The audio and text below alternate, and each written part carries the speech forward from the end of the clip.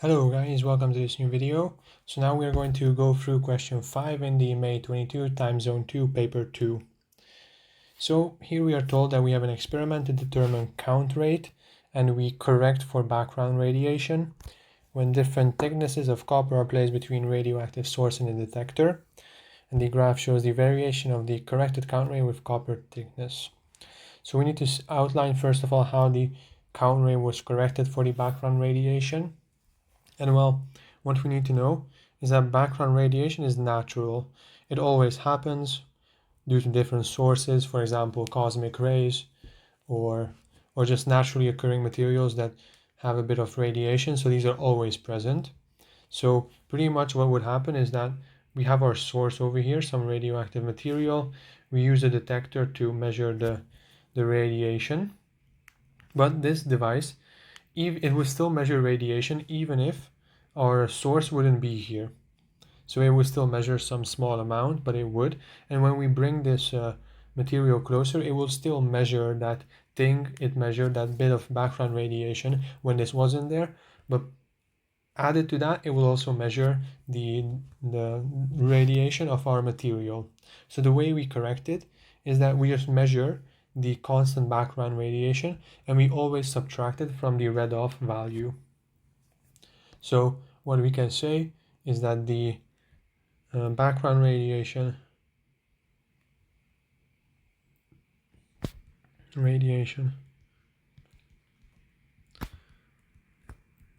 is always subtracted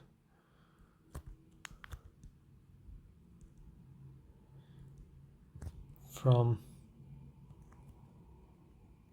our reading. And then like this, we will only plot the values that actually correspond to the count rate of our material and not the count rate of the background.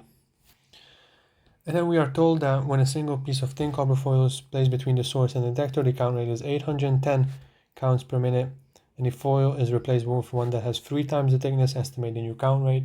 So we can simply use the graph we're given here. So we're told that at the start we have a count rate of 810. So 1, 2, 3, 4, 5. So it is going to be very close to the 800 line.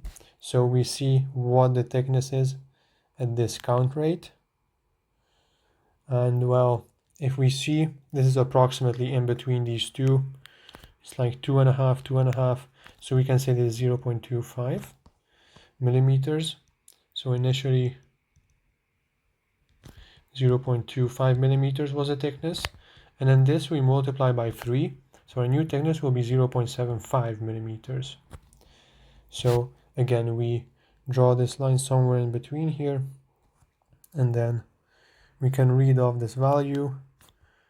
And then if you see how much each square corresponds to, you'll see that it's approximately 380 counts per minute. Like this. And then we have further results with copper and lead absorbers. And we need to comment on the radiation detected. So this is for 4 marks. So we will have to say a couple observations. So we can see that both materials have the same thickness.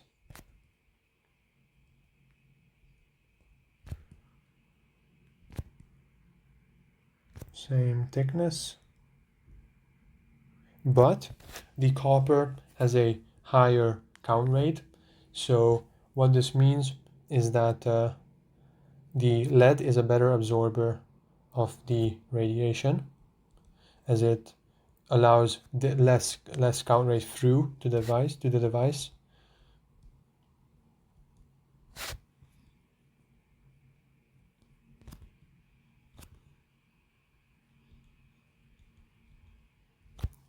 So this is one of the points we can make.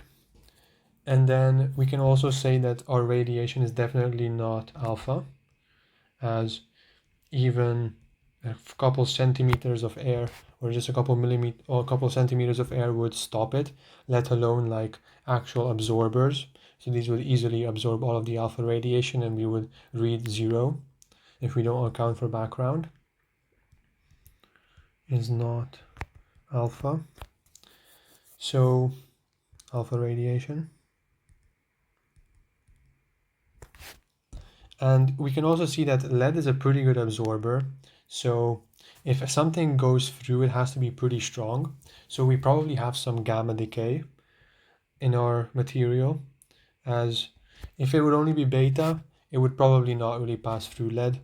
Lead is a pretty good absorber, so it stops alpha and beta very well, but gamma is pretty strong, so it goes through a lot of materials, even a couple millimeters of lead.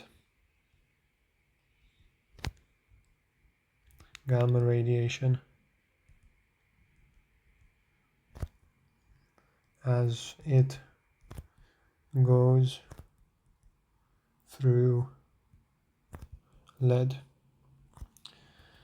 And then with regarding to beta, it's kind of hard to say. We may or may not have it.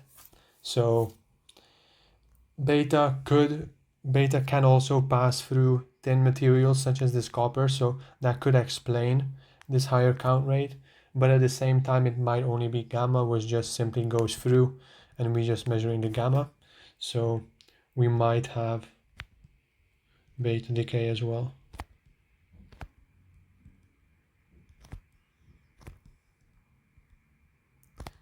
Pass through thin materials such as that 3.5 millimeter copper. Yes. And then we are given that a radioactive source consists of a nuclide of cesium, decays into barium. We need to write down the reaction for this decay. So on the left, we're going to have the cesium, 55, and well, we see that it's going to turn into barium for sure. And we also see that the mass number did not change, so it stayed 137, 137, which means that we cannot have an alpha particle here, as that will be 4 and 2, so 137 plus 4 will be more than just 137. So now we know that it's not going to be alpha decay, so it must be beta decay. And well, let's see which type. We see that we have 56 protons here, but on the left we only have 55. These have to be equal, so we need something with a -1 over here. So that 56 minus 1 will be this 55. So this is beta minus. And we should know that whenever we have beta minus decay, we also have an antineutrino being produced. So this is just something that should be remembered. Beta minus particle comes with an antineutrino always. And well, this was the end of question 5. I hope I was able to help, and see you in the next video.